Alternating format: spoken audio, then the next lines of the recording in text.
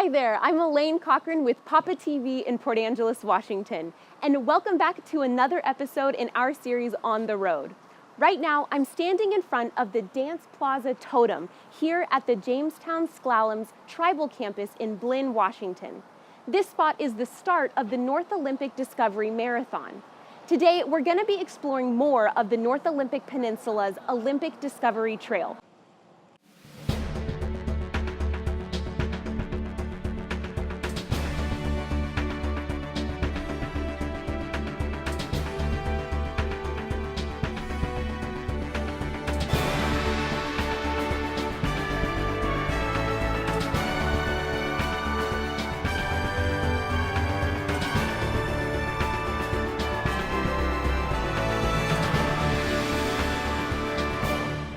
Today, we're going to be following Dave LaSorsa, retired Clallam County Environmental Coordinator.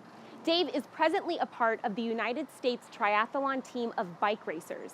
He's qualified and is in training for the upcoming World Championship Duathlon Sprint races, which will take place in British Columbia, Canada in August of this year. So while Dave gets loosened up for his ride, let's learn a little bit more about the history of the Olympic Discovery Trail and the work of the Peninsula Trails Coalition. The origin of the Olympic Discovery Trail really dates back to the late 1800s. And at that time, Port Townsend was nearly as big a seaport as was the city of Seattle, and they were vying with Seattle to be the endpoint of the Transcontinental Railroad. So we have a lot of railroad construction occurring in the late 1800s that extended from Port Townsend area towards Clallam County. And then another big burst of railroad construction occurred right in Port Angeles, who was also vying to be that end of the Transcontinental Railroad. In approximately 1985, trucking had really taken over and pretty much put the railroads out of business. So in 1985, we see the railroad grade being abandoned. Approximately that 1985 time frame, we see some bicycling individuals, a group that had been used to bicycling on the roads there, developed the first idea of the Olympic Discovery Trail. And their idea was to take this railroad grade that was extending from Port Townsend to Port Angeles and to turn it into a bicycling and hiking and walking trail. And they organized and formed the Peninsula Trails Coalition around that idea. The Peninsula Trails Coalition is an all-volunteer organization. We were started in 1988 to pursue the vision of the trail. And since that time, we've been working with the jurisdictions to identify routes, to help them secure those routes and to secure funding to construct the trail. We operate a volunteer program that does extensive maintenance along the entire route, as well as working on adopting different sections of the trail and taking care of it on a week-to-week basis. Thank you, Rich and Jeff. That was some great information. We'll be hearing more from them as we continue to traverse the trail. Dave is all ready to go and is starting his ride westward toward Port Angeles, which will be our ultimate destination. But we can't leave the tribal center until we explore what the Jamestown SKlallam tribe has to offer to the users of this remarkable route.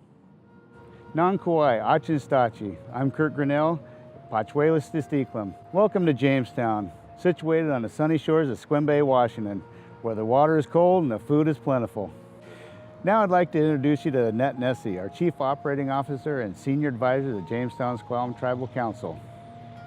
Thank you, Hottinson. As you're approaching the tribal campus, either as a hiker or a cyclist, one of the first things you'll notice is that we do offer a lovely rest stop on the shore of Sequim Bay. This rest stop is complete with restroom facilities, picnic area, a place where folks can secure their bikes, and also take advantage of an information booth that's there. One of the first things you may see as you enter the tribal campus is our beautiful totem poles that decorate the campus. The totems are all hand carved out of old growth cedar logs, and also meticulously painted in the color scheme that was very traditional to the Jamestown Sclallam tribe. On the one side of the dance plaza totem is a totem with figures representing the Sclallam founding fathers, Jamestown Sclallam founding fathers. So on the back side of the dance plaza are two upright figures, human figures, that represent the story of how the Jamestown Sclallam gained the name the Strong People. The cross piece above those two human figures is a series of wolf figures, and that wolf is the tribe's spirit animal, and so it's very important in tribal history and many tribal stories. And then above the cross piece are some carvings that are taken from old war canoes. So those are actually representations or replicas of traditional Sclallam carvings. You can also see examples of our lovely totems at the Longhouse Market, which is located just a mile down the road from the tribal campus, and also a collection of totems at the Seven Cedars Casino, which are representative of the seven Sclallam brothers. As you approach the Jamestown Sclallam Tribal Campus, you may also want to visit the Northwest Native Expressions Art Gallery. It has a variety of items in a multitude of price ranges for someone who may want to just purchase a souvenir of their visit here at the tribe, or to the serious art collector who may want to purchase a piece of art that was handcrafted by a Jamestown Sclallam tribal citizen or a tribal citizen of a neighboring tribe. So as you continue your journey on the Olympic Discovery Trail, do enjoy the beauty, the natural wonders of the North Olympic Peninsula.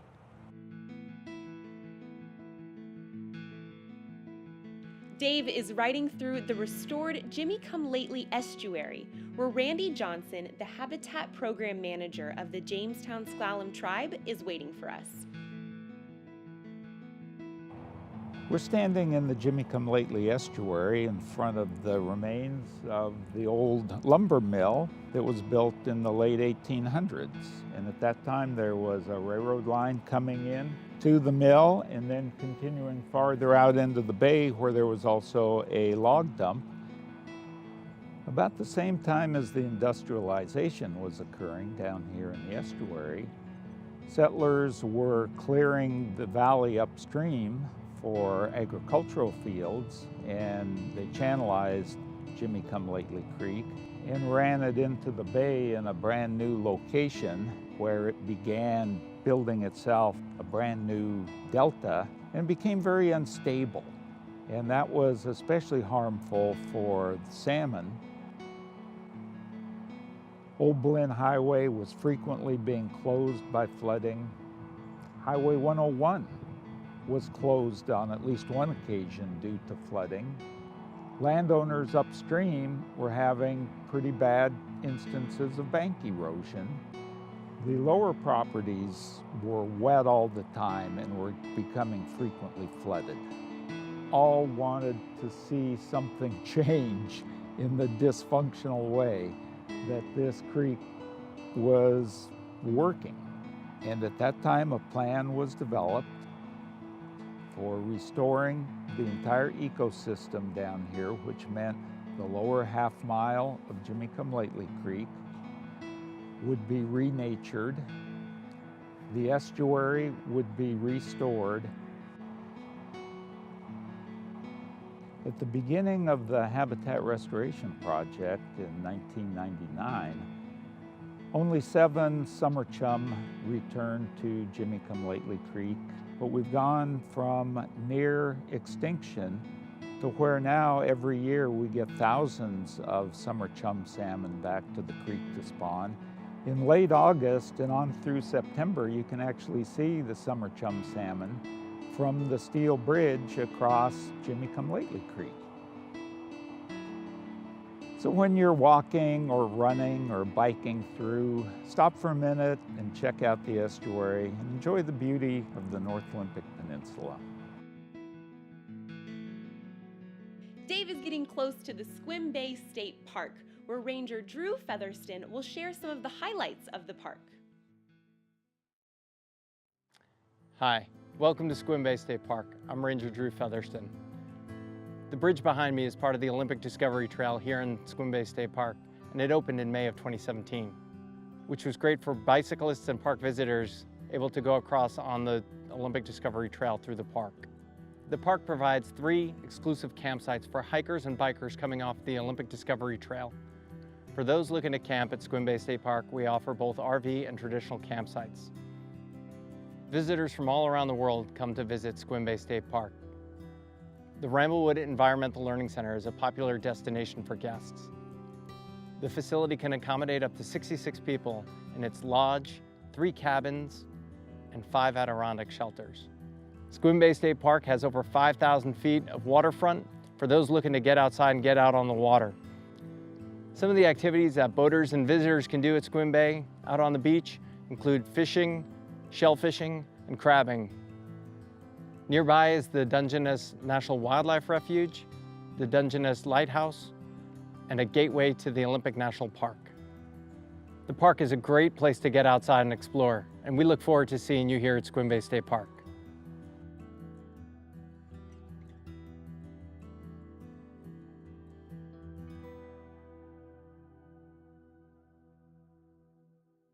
To me, one of the exciting things about the trail are the places on the trail where it isn't necessarily the scenic jewel or high point, but where it's just a very nice scenic slice of what is here in Clallam County. The section of trail from Sequim Bay over to the Johnson Creek Trestle is an example of that.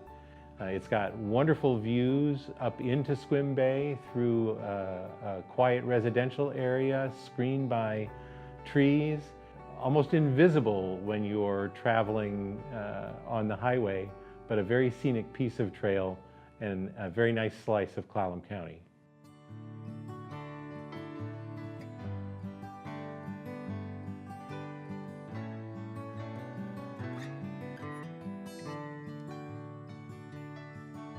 Before we cross the Johnson Creek Trestle, we're going to take a quick stop at the John Wayne Marina. John Wayne Marina was constructed in 1985 on 22 acres of land donated by the John Wayne family. John Wayne frequented Sequim Bay waters aboard the family yacht the Wild Goose and envisioned a marina in the scenic bay prior to his death. Eventually, this vision became a reality under the ownership of the Port of Port Angeles. Today, the marina features permanent and guest moorage, a restaurant, and provides boat launch ramps and a beautiful little park. Let's hop back on the trail and continue our journey. The completed Johnson Creek Trestle project resulted in a very enjoyable experience for bicyclers and hikers that are using the trail. They're basically cruising through the environment in the top of the tree canopies, and they're able to look into the restored creek down below. And it just provides a very unique experience for a bicyclist enjoying the Olympic Discovery Trail.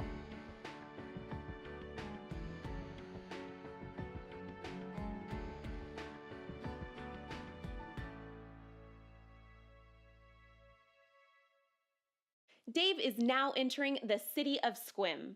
Sequim is the lavender capital of North America. In July of this year, the Lavender Weekend took place where more than 30,000 visitors attended the local street fair and visited lavender farms, like the one that started it all, Purple Haze. Or like the elegant George Washington Inn, which overlooks the Strait of Juan de Fuca. Sequim is also home to the Sequim Irrigation Festival, which is the oldest continual festival in the state of Washington. It celebrates the early settlers bringing water to irrigate the dry Sequim prairie. David Garlington, the Public Works Director of the City of Sequim, explains more. Hello, welcome to Sequim. My name's David Garlington. I'm the Public Works Director in the city, and we're here on a beautiful summer day in Carrie Blake Park. The ODT's entrance into town on the east side is across the Johnson Creek Trestle. It's an old railroad bridge And it's almost unique in that it's a curved bridge. It was built that way because it's 410 feet long and 86 feet high, and wouldn't be very stable with a train going across it unless they had put that curve in it to stiffen it. So it's an interesting trestle in its own right, but it's a beautiful entry into the city of Sequim. So the ODT, after it crosses over Johnson Creek, breaks out into typical Sequim prairie scenery, which is arid, it's dry, it doesn't have trees, so it's an interesting contrast with the piece of trail a little bit farther east. Western Washington is known for being a wet place. It's known as a rainy area. Sequim is the exception to that. We're in a rain shadow cast by the Olympic Mountains. The storms track on the other side of the mountains and lose all their moisture before they get over to Sequim. So Sequim actually only has 16 inches of rainfall a year on average, which is less than half of what they get in Seattle, for example. So Carey Blake Park actually has two portions. One is more recreational oriented, where we have our playgrounds and our ball fields. On this side of the park, we also have soccer fields and a performing arts center, but one of the main uses over here is to demonstrate how we deal with reclaimed water. Now, reclaimed water is produced at our wastewater treatment plant. It's called Class A reclaimed water. It's the cleanest water coming out of a waste treatment plant in the entire state, just short of being able to drink.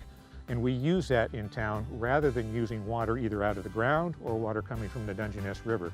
And by using that reclaimed water, we can save water in the river that is necessary to be used by the salmon when they're spawning or by the irrigators when they're growing their crops in the late summer. If you go through town to the west of Carey Blake Park here, you're just a couple of blocks from the main downtown center. So a 2-minute detour takes you down to where there's any number of restaurants and shopping. It's a really delightful little downtown area. So if you're on the ODT and you're coming into Sequim, make a little detour, go downtown, enjoy some of what we have to offer here. It's a beautiful place and we look forward to seeing you. The trail becomes a separated trail again beside Hendrickson Road, and it continues on for about 1.5 miles till it reaches the west boundary of the city of Sequim, and then you're left to traverse about 1 mile of trail that would take you to the Dungeness River and the Dungeness River Trestle.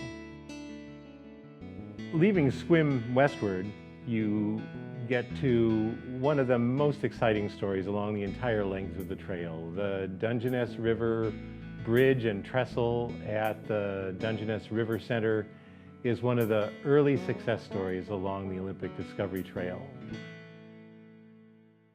Hello, my name is Powell Jones. Welcome to the Dungeness River Audubon Center and Railroad Bridge Park. Our park is home to a 1915 How-Through Truss Bridge. It's actually very unique because it was installed in only 3 weeks with unskilled labor is what they say, but really skilled when we think about it back in time. It's also home to the Dungeness River. The Dungeness River is so steep that we call it a violent river, and that's something that we've taken into account in this park, and you can see it in this park. This river likes to move bank to bank when it floods and is a river of extremes. So on one end, at its lowest point, maybe August, we might get down to 70 CFS, which would be around 400 gallons per second passing you.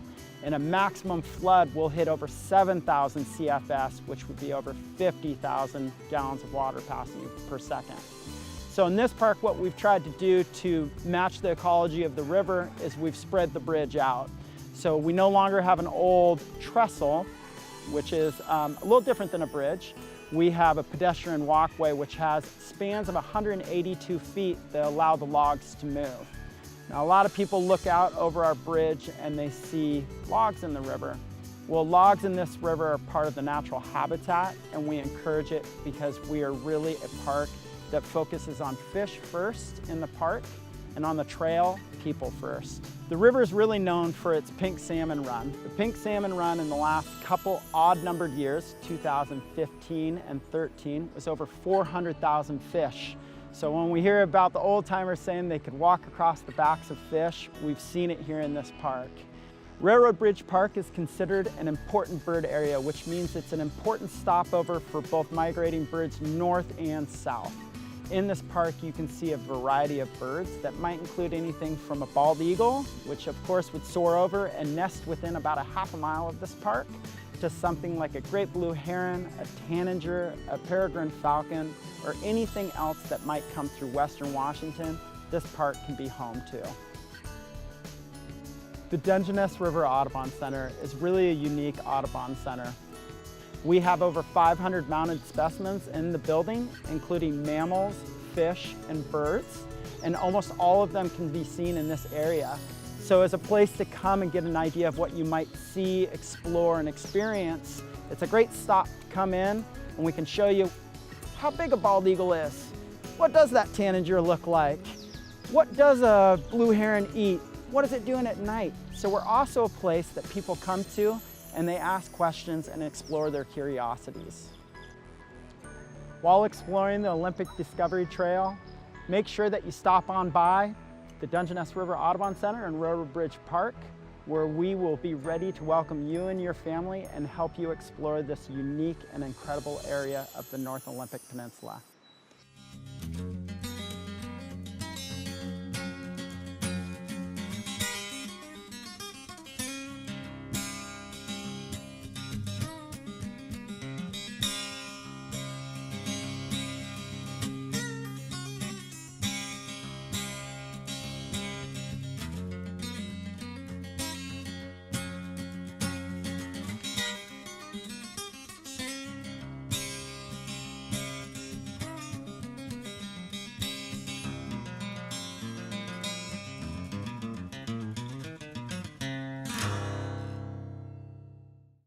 When you leave the Dungeness River Center and continue west on the trail, you sort of transition landscapes and get out into the broad agricultural fields of the Dungeness River Valley.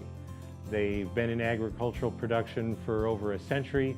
Many of those areas are still in vital agricultural activity, and the trail is a very calm, flat, very pleasant sort of neighborhood traveling corridor where you meet the locals and get to see some of the natural agricultural landscapes. The trail, as it goes through the Sequim Dungeness Valley, is also pretty heavily used by the equestrian community. One of their locations that they like to get to is Robin Hill Park, which is over a 100-acre park that has been developed by the county. The trail goes right through that park, and there are many trails also that spur off of the Olympic Discovery Trail in that location, where you can ride horses, you can run on sawdust covered trails, and just enjoy a park-like environment.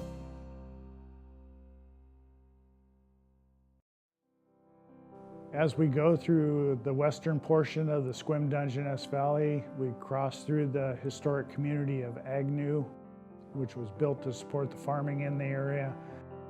Then we get back into the treed environment near Siebert Creek. Probably the first real pronounced example of this upcoming series of stream crossings is where the trail crosses Siebert Creek. And the deck itself was lowered from the highway bridge above and then slid into place. And the descent into that stream crossing and the ascent out of it are very lovely little traverses of the topography in and out of that little valley. When you're leaving Siebert Creek, you enter another one of those examples where the trail has done, I think, a very fine job of finding a pathway through a large parcel residential area. It's also where you begin to encounter additional stream crossings, one of which is the Bagley Creek stream crossing, which with its topographic challenges resulted in a crossing where the approach on each side is a little steeper than most, a little bit of a challenge. As we leave the Bagley Creek ravine heading westward, we climb out of that ravine and that brings us to the Deer Park Trailhead. The Deer Park Trailhead is the location of an underpass under Highway 101, so we can access both sides of the highway at that location. Some people might want to take bikes up Deer Park Road, which is one of the entrances to Olympic National Park. When you're a trail user getting to this part of the trail, you're getting close to Port Angeles and you're coming to the very scenic Morse Creek section of the trail. A long, gentle westward descent down into the Morse Creek Valley. The Morse Creek Trestle is near and dear for the volunteer work that we did on it. It was a point of family pride to have worked on that trestle together, and a really impressive ramp that we had to design to get up onto the trestle with a very nice gentle curve, a very scenic location, being able to view some of Morse Creek, which then is the gateway to the final mileage into Port Angeles itself. Leaving the Morse Creek Trestle, you proceed for about a half-mile north and you arrive at the Strait of Juan de Fuca. And even though you're passing through the city limits, you're in a very marine environment and you don't see the houses, you don't see any development, you're experiencing the Strait of Juan de Fuca. You can see from this portion of the trail, you'll often see river otters, and you'll see eagles that are flying along the Straits of Juan de Fuca.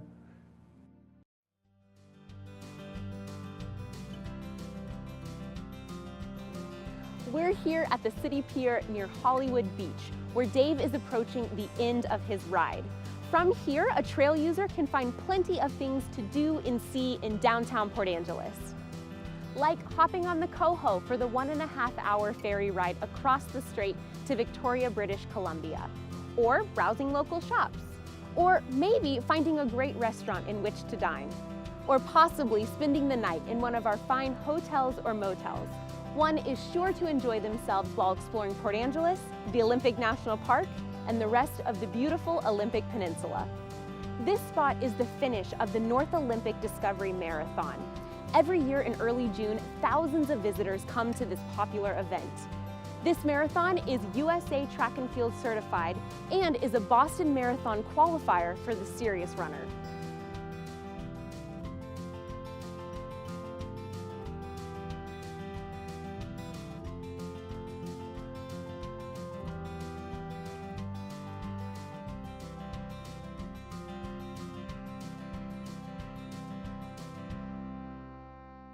Dave has come to the end of his journey, and so have we. Thank you so much, Dave, for the great ride, and we wish you the best of luck at the World Championship.